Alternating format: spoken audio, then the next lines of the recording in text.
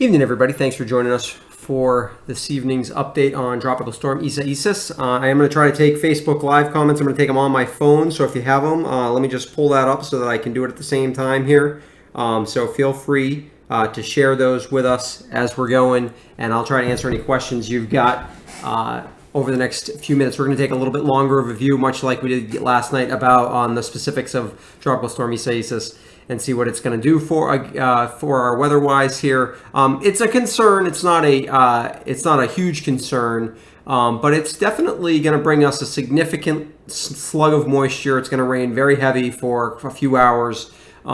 Certainly has the potential to cause, I don't think really river flooding. I'm not worried about the rivers really going over their banks, but I am certainly worried about some washout potential, kind of the real flash flooding kind of flooding where, like a culvert gets plugged up and then the water runs over the road, that kind of thing. Probably not a major long-term deal, but anyways, so let's take a look at a few of the specifics of what's going on. I want to start with a picture. Actually, let's not start with this one. Sorry. Let's start by looking at the storm itself, and then we'll get into a bunch of the model stuff. Let's start with the radar. What's going on currently right now? First of all, we're going to show you in the satellite imagery, but Isaias has kind of re-strengthened today in a way that was a little bit unexpected. We're going to talk about a little bit about why that's happening. But what's actually concerning to me is all this overrunning moisture to the north, which is going to be worse and more significant in the mid-Atlantic than here. But this is the kind of thing that could cause problems, right? I think we could get a shower that dropped an inch or so of rain tomorrow afternoon that would then clear through before we got the big slug of moisture with Isaias. However, this is looking very impressive and could, if this continues to grow,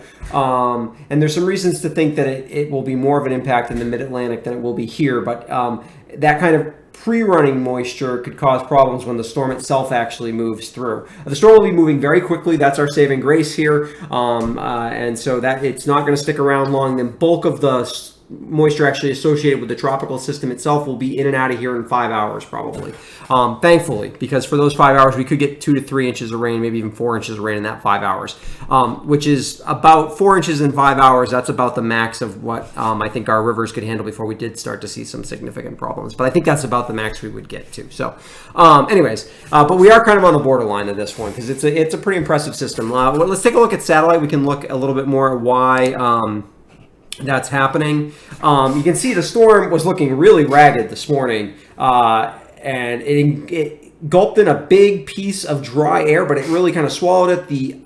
The shear went away, and there's a lot of diverging winds to its north, which is really helping with lift to the north, and it helped kind of stabilize the storm, and it may actually become a hurricane again very briefly right before it comes on shore. Right now it's a maximum strength tropical storm. I wouldn't be surprised if it gained I only need to gain 5 miles an hour to be a minimal strength hurricane. The visible satellites may be even more impressive. It's definitely it's a good thing it's running out of real estate in terms of time to strengthen, because that's a storm that's getting ready to pretty rapidly intensify. So probably more gusty in South Carolina than we were expecting yesterday. And you can see also that to the north of this, it's really just building. The clouds are building, and we're getting interaction with the front that's really dropping a lot of rain. And that's potentially problematic. So let's look at the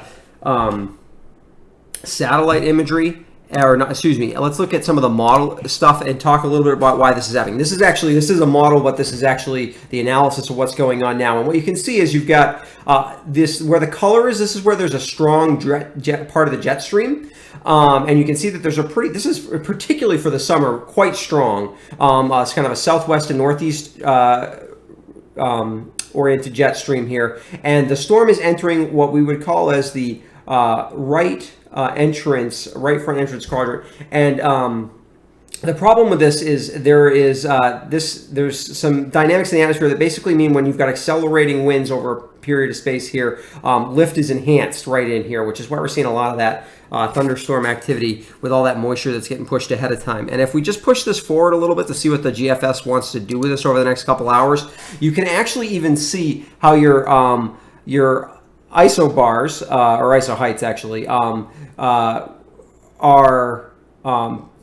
pushed apart a little bit here, and you can see that that's actually the wind is actually, you've actually got some divergence aloft, which is basically allowing the storm to vent moisture up and to the north of the storm, which is enhancing the rainfall. And you can see that that looks worse over the mid-Atlantic, particularly kind of the eastern Pennsylvania, New Jersey, Maryland area, where they could see, they're looking at more like 4 to 6 inches of rain. Just to push this out a little bit, you can see that we have some of this coming in our direction, but it falls apart a little bit as the jet streak kind of folds in on itself. So that should help us from getting some of the worst of that. But anyway, that's real technical, but I think it's interesting. You follow me somewhat because I bring you some of the technical details. In terms of where the storm is tomorrow, this is what all the different models are doing. Again, I don't show you models too often, but on a discussion like this, I will. So here's the GFS, which is the American model. Shows it, this is the furthest west model currently. Shows it kind of coming across basically right over Bennington by about 0Z on Wednesday, which is about 7 p.m. That would be the position of the storm. The Canadian model, just a little bit east of that, probably brings it more over like Brattleboro. So that's probably about the spread. It's probably going to cross over southern Vermont. And the little differences here don't mean much. If it's a little further west, we have to worry a little bit more about wind, although still not. If it's a little bit further east, then it's mostly just rain. But in both cases, rain is really the problem. Here's the short range model. This is a little bit faster. It's got the storm, and it's actually got the storm maybe even a little further west than the medium range American model. It's got it closer to over Albany.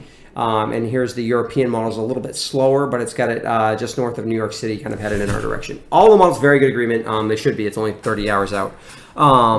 So what does that mean for us? Let's go and just talk a little bit about what this means. So basically, tomorrow afternoon, we're looking at some of that early arriving showers and thunderstorms. I think that'll tell the story of how much of a problem the rain's going to be. If we get an inch or two of rain before 6 o'clock tomorrow, which is definitely possible, then we could be we would need to be more alarmed. If that's just real showery and isn't real heavy, we only get a half to an inch of rain, then we're probably in pretty good shape. Then the main event happens between about I would say worst of the weather starts to get in here 6, 7 o'clock tomorrow night, and it's probably the worst is done by midnight. We could have some gusts to 40 to 5, maybe even a 50 mile an hour gust at higher elevations. That's not really enough to cause many power outages. I mean, we could see some spotted power outages, but I think it'll be pretty spotted, very spotted. The real problem is the rain, and I think, like I said, I think the rivers will be all right. Like, I'm not too worried about the West River. This isn't an Irene situation. I don't think the West River is going to come way up, but it could be potentially a problem in smaller streams. Those places where the water just runs over the road somewhat unexpectedly. So if for some reason, first of all, you shouldn't drive around tomorrow night. There's no reason to, unless you really need to be out. There's no reason to be driving around tomorrow night. If you can avoid it at all, just because it's going to be dark and very heavy rain and hard to see if there is water over the road. And there could be some places where that happens. So just don't drive around tomorrow night unless you absolutely have to. If for some reason you do have to, do not drive over any place where there might be water on the road, because in a flash flood situation, you just do not know if the road's there or not. Sometimes it is, sometimes it's not. And your car, if it's 6 inches steep, your car can get swept down the river, and that would be bad. So don't do that. But I don't think that's going to be even a widespread problem there. But that's what we're really worried about here, is like a culvert gets blocked and then you've got washover on the road, and it kind of is causing problems in that regard. I don't think the mainstream rivers are going to have problems. The only way that happens is if we get a lot of early precipitation. We would probably have a good idea that was going to happen by tomorrow afternoon. I'll definitely keep you up to date on what's going on as we get into tomorrow afternoon. We'll have to really watch that for early precipitation and just make sure that it's not heading in our direction too strong with too much rain to kind of prime the pump for things. But thankfully the rivers are way down. We could actually use a lot of this moisture. This is a little too fast, but we could use it. We're way below average. The river basins are way down, so we've got lots of room to put the water. It's just a matter of, does it come too fast? So anyway, that's kind of the main summary. I will definitely be at least live on, whether I'll probably go live with a video at some point tomorrow, but maybe just a chance to kind of also go back and forth. Feel free to text or ask questions on the I'll probably post something that talks about how much rain we've gotten and things like that, and you can certainly feel free to go back and forth in the comments tomorrow. Take pictures if you see anything cool or interesting happening. If you have any questions tonight, feel free to ask them in the comments section to this video afterwards. I'll check it out and I'll try to get back to you tonight. But yeah, so where would the potential problem areas be? That's a thought. So generally, wherever you get upslope. So mostly this is going to be most of the wind is going to be kind of out of the southeast. So you're looking at kind of southeast facing slopes. So basically on the southeast side of your mountain. So that's somewhat potentially problematic in a place like just east of Bromley. So would be a spot that would definitely, Dover